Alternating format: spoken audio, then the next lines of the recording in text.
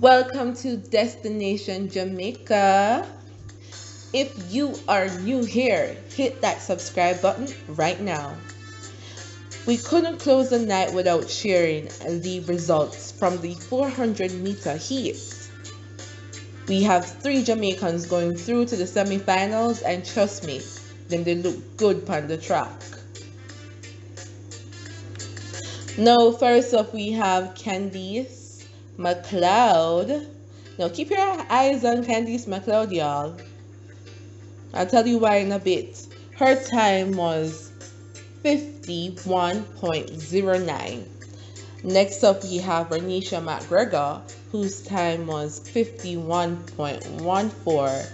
And the final Jamaica in is Stephanie Ann McPherson, and her time was 50.89. Alright guys, so they look good. McLeod started late, but she got into it and she won her heat.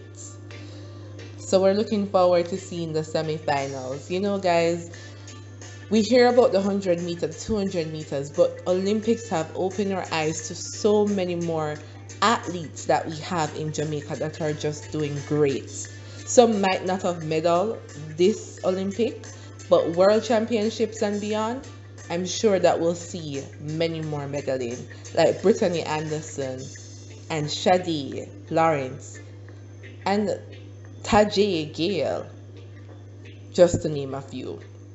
Alright, so I promise to keep this short. That's it for now. Tomorrow, 200-meter finals at 7:50 a.m. So get up and watch it. One Spot Media is a good app to have. And the other heat to watch is at 7:25 a.m. where we have the 100 meters final. Have to watch our girl Natoya Goal. Alright, so thank you so much. Have a great night, great morning. If you're listening to this when the sun up.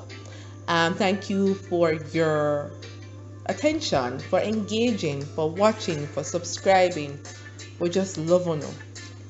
Big up and be a respect. Good night.